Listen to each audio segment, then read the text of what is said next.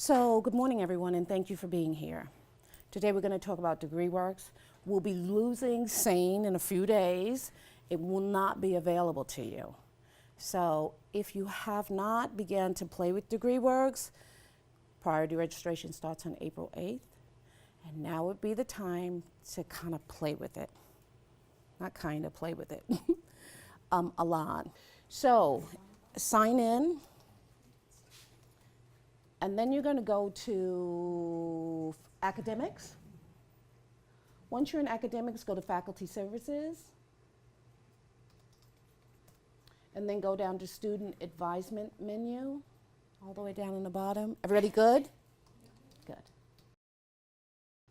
And then go to degree work student audit. Now everybody should come up with this page first. Is select a campus. You're doing it in here, you're going to have to do it when you get back into your office again.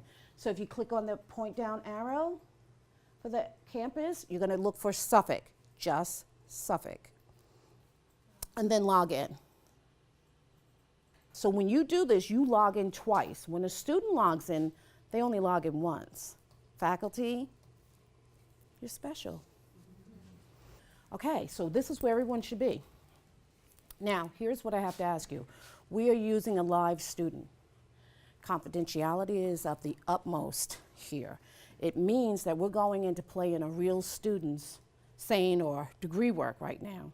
We can't do a lot to change their degree work because we're not fully loaded with the schedule. But if you're in here, you're gonna have to remember a couple of things, and these are key things you really need to write down and remember. When you're finished with any student, you must hit refresh. And we're going to do it for a minute just to play with it, but you must hit refresh before you log out. If you do not, at the end of the day, you will still have that student's information live, and it will remain live until you shut down your computer. And you don't want to do that.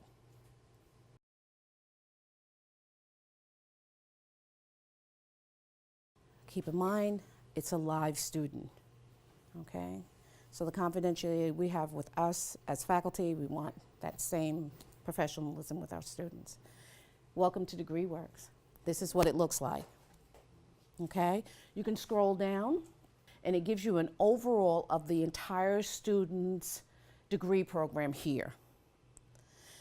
It's a little different from SAIN because SAIN you had the whole thing kind of laid out and then you had to click back and forth. But if you're familiar with SAIN, I believe you can get through this really quickly. It's just familiarizing yourself with this front page. So when you scroll all the way down, you'll see everything about this student. It's all on your first page. Then we're going to go and talk about some things that are key on the top, but scroll all the way down, get comfortable with it. You want to look at it, you want to know what's on those pages. It shows their grades, it shows their eligibility, it shows where they're in progress. There's a couple of keys to this that we're going to talk about right off the bat. If you see things in green, it means that they have completed those studies. The blue with the squiggly line means in progress. So we're talking about this blue right here. Everything in red means it's not completed. So you saw that that student still had some things to complete here.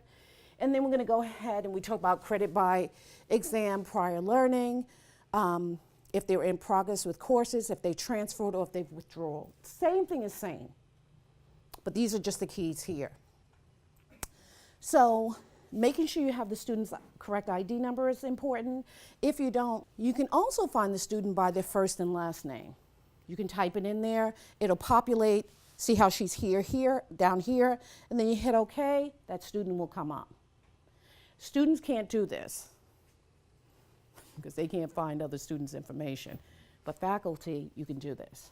So that's just if you can't find the student, the name, you're just having a hard time, that's another idea for you. If you look across, it tells you everything about the student. They have an AS degree, they're a sophomore, we're doing the audit today. It will always reflect the time, which will be the current time across the top. You're gonna see this blue circle round thing here. I'm a little short, but that's your refresh. Remember I said when you finish with a student, you have to refresh? That's what I'm talking about. You must hit that refresher. If you refresh it now, go ahead and click it. It's going to ask you, The student data was last refreshed today at 11:03. Do you want to refresh again? You hit yes. It's going to wait for a couple of minutes. It tells you who the student is. You're going to hit OK again. And then it's going to bring the student back up. And then you can go to log out, because you put everything back for the student. You're finished with that student, so you're closing out with them. When it refreshes, if you're signing them up for classes, registering them, when you hit that refresh, it'll bring everything current that you did. If it doesn't, it sits in the old way. When you log out, you haven't registered them. You don't want to do that, just because you don't want to have to do it twice. Okay? So if you go through the first, and anybody who's already been on playing, it gives you all the information. It's the student's name, their ID, their home campus, their catalog year, the program they're in, the degree, if they're a continuing student, is the high school transcript here. So we don't have to ask all those questions that sometimes we ask about students. Also, in the second group, the last that they attended, which was going to be spring 19, that's because we're playing with that student right now. If it's a student that we haven't touched, it's going to still say, no, it'll still say spring. When we begin to do them, it's going to start to change and say fall 19 or summer. If the student has a joint admission, what this student does with St. Joseph College, it'll be here. If they're an honor student, EOP, ATB, if the student's in good standing, if they have any holes. Now for us, when we're registering them, that's priority registration. If you look at the date right below it, it'll tell you when the student can register for their classes. For this student, it's gonna be after April 9th or April 9th. So they can't register on April 8th or before that. It's still the same as it was with the SAIN, okay? Everything should always say confidential. If it doesn't, there's going to be a note that says you cannot give the student's information out. The student there's something confidential, and we'll have a note in there, and you'll be able to see that. They'll have their GPA. Of course, they haven't applied for graduation, not just yet. The total credits that they have, if they transferred any credits, the total transfers toward the degree and the ones in progress. Did they have a degree from Suffolk before? And then you can click on something that most people don't do, but we think it's really important between AAMC and counseling, to click on SUNY Gen Ed. And the reason why we do that is some students do not understand why they have to take certain classes. And we go through this whole barrage of explaining it, and the truth is they can read it. Now you're gonna see another screen come out. If you scroll down this screen, it really is like a quick fix to what they need. As I said, if it's in red, you say still needed. So if you look at this student, they have a class that they still need to take. It's History 103. Click History 103 so we can show you what happens here. On the top, it comes up and it tells you about that class. Remember how we would go look in the catalog and we'd go through all of that? Well, you don't have to do that now. The credits are there. If they have any prerequisites, it's there. Where it's being offered at. Then you can go up in the left-hand corner, there's a schedule of class availability. When you click that, it then brings you to what we've done in Banner over and over. You can click the term that you're going into, so it'll be fall 19, even though we can just review it, submit it. Then you look for history, just type in, sit on the cursor on it and type HIS 103, scroll down, you choose the campus. If the student has a particular date and time, you can always put that in. So just for giggles, let's do Monday and Wednesday to see if this class is offered then. And hit class search. Now, it'll show you that this class is going to be offered, we hope, this term. And it'll give you the information for the class. Now, noting again, this is an honors class. So again, you just have to do the same thing that you've always done in SAIN. You really have to look. You don't want to schedule a student for an honors class and they can't be in it. So you need to go back, populate, come out, leave the dates open, because then you'll find out who else is offering the class and when, okay? So, everybody good? You'll do this with each of the classes here for the student. So everything is in red they still need to take. Now you also always have to keep in mind, how many credits do they need for it? So when you click it, you'll see that they need one class in and or the others. If they don't need any classes, if they've already taken classes, it'll show up in the green. Like this student already took English 102. So there's no mistake to reschedule this student for that class because it's in green and it won't let you do it. So there's some nice things here that can't happen because it's already been taken, it's been locked out. It'll show you the students' grades in each one of the classes that they've already taken. I don't know why this is not populated in the in progress one, but it's just not in this one, so we're just gonna overlook that. If you go down, if they repeated or withdrew any classes, exactly what's in progress. If you would go across and click the word view on the top, this is another view of the student. You can go down, it looks at this, look, it is the same. What it is it's helpful because if you get knocked out of one screen, you can always go back into another screen, and that's helpful. When you get up to speed, I've been playing with this since last year. So when you get up to speed, you're just gonna be able to go like you did in SAIN. But right now, you're just kind of, feeling your way through. So if you can go all the way down to the bottom on that view, and it should have everything in it. It lays it out just sometimes a little bit differently, but this one looks the same. You can save this as a PDF so you can print it out for the student, which is nice. They get to see the whole thing. So if you click Save as a PDF, it's going to ask you, it's going to come up, and then you can print it for the student or for yourself. Okay, you can come out of that. Thank you. And then Progress New, can you click on Progress New?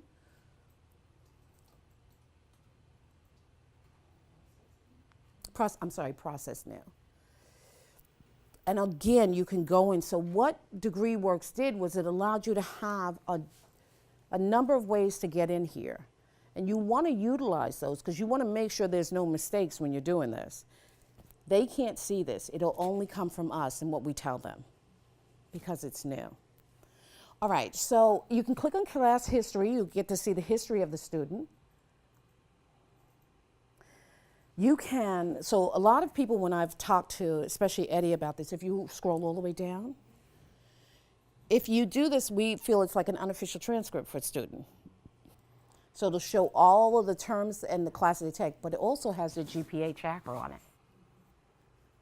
So it gives you an opportunity to look at their GPA and what's been happening with them. And also in the GPA changer to see how a student can do better, what they would need to do in order for their classes, and we'll talk about that in just a few seconds. But it has all the information on here. So some students, the minute they see red, they're like, oh, but that's okay, because when they came out of that term, they went to the next term, and they picked up speed. So we like that. Okay, you can click out of that. So there's a couple of other things that I want to show you. You know how we talk about what ifs with our students? If you'll click what if. So here in what if, so say that this student is criminal justice, right? Say this student wants to be in, I don't know, nursing program, right? You're gonna go to the catalog year. So everything is set up. It really is about you just playing with it and looking, get familiar with just clicking, putting the information you want in there. So let's go down to fall of 19. And let's pick our campus, which is gonna be East. And then let's pick our program. So I don't care, let's just do accounting just to make it easy because it's right there, right? So now it shows everything. Now, process what if is where you want to go to right up here. And when you click that, it's going to show you what it would look like if this student decided not to be criminal justice. If you'll scroll down. And then you'll see the classes that they'll need to take. So you can see that change dramatically for them. They don't want to do that. No. Okay. So it gives all the information, but it shows the difference of what if. And we think what if is very, very important in AAMC because it gives students an opportunity, especially when they're first year students, if they decided that there was another major, you give them an idea. Again, if you go back up to the top, you can always print that out in a PDF, and I like giving it to them. Giving them a chance to go home and look at it and seeing if this is what they really, really would like. So those are two new. It's, again, playing around with it, get familiar with it so that you know how what if works, okay? It'll allow you to go back to look at your what if history. So you can go back and say, oh, I did look up accounting for this student, and this is what it said. So that's the one that's right underneath it. So it'll show you the audit there. You really have to, if this is self-banner, you really have to go in here. You really have to play in here. You can't change any student record in here right now. There's nothing, you can't register a student for a class right now. You can't do any of that. That's held up until hopefully tomorrow. We'll see. So you want to do that before you get a real student, because if not, once you change that, then it has to go, we have to talk to Anna, and it's probably going to be a bit to go back and change that, okay? So if you get an opportunity, just put it on, just play with it, look at it, click, come back out. If you have questions, you can always reach out to me. You can email me or call me. I'm usually sitting over there, or Rachel, Eddie. We're all there. If there's anything else I want to tell you about this. So until the master schedule is in, you can't register students for classes. So this is where this ends for us. So you can look at the availability, we can see, you're not going to see who's teaching, but the dates and times. We're asking students just go in and still look at this, decide what classes you may want to take. You can see if there's any prerequisites, you can go through it, but you can't move a student into it because the master schedule is not in yet. And that's where we're at, and that's what we're waiting for. So again, somebody want to tell me what's the most important thing to do when you're finished with this? Refresh. Okay, so Rachel's going to hit refresh. It's going to come up. It's going to ask you again. Then, oh, one more thing before I go out. There is a notes here. There's a GPA calculator, and there's notes. You see notes here? Rachel, click on the notes real quick. Okay. So it allows you to see if anyone puts any notes in. If you click on the little notepad right here, that little teeny tiny thing right there, it allows, it's a drop down there. And it allows you to click on, put a note in. We haven't seen how it's going to do if we want to write something. So it's basically trying to give you, an outline of what you talk to the student about. And I think that's something, I think this is good. And you don't want to put a lot of information in it, because what you're requiring is for your colleagues to sit there and read what you wrote, unless it's something that's really, really, really important. So I think that's why they used the drop down here, which I thought was a good idea. And then you can always discuss it with the student or where they need to go to. And if you go into the GPA calculator,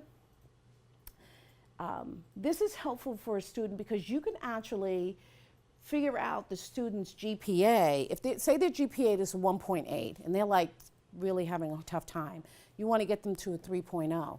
You can calculate, and this system will tell you what they need to do to get up to that. You need to play with that because it's individual for every student. So I just go in and pick a student and I play with it. I push the calculator, I go in and I put in a number, then I tell it to calculate it, and then I tell them what desired GPA I want. You need to just play with that. And you have students, so you kind of know where you want your students to be or how you would want them to get where they need to be. If you put it in there, it'll calculate it for you. And it'll also tell you what the student's required to do. Pretty helpful. It's a lot, but it's pretty helpful. And if they're in their first term, remember, all stations a go. Because you can get that student to their success and where they want to be here. And I think it's a nice little added thing for the students. Okay, so if you refresh again, Rachel, look out. And everybody can refresh and come out of it right now, unless you have a specific question that you want to ask me. Once you've refreshed, then you can log out, but make sure you always go back to log out. Make sure you close all your windows on the top.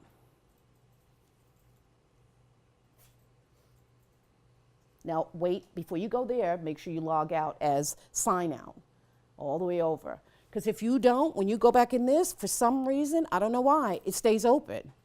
Like normally it would just shut, but when you go back, we've tested it, and it comes right back up. You're right back where you were at, which is weird, but it's one of the questions that I have for Anna of how the system would do that. But you know what, we need to be careful anyway. So it's a good reminder.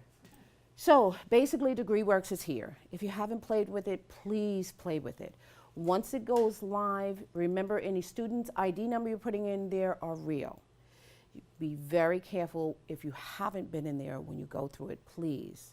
You just don't want to knock anything off. Make sure you refresh when you're finished, Refresh twice if you'd like, and then log out, and then close all the windows behind it. That's most important. The master schedule, we're supposed to be live tomorrow, which I think that equates the master schedule. Don't hold me to that. But it should allow you now to go through the next step to be able to see if you can register a student. I still would be cautious because you can't really register until April 8th, or if they're in honors the week before that, but at least you'll have an idea of what you're doing. That's it.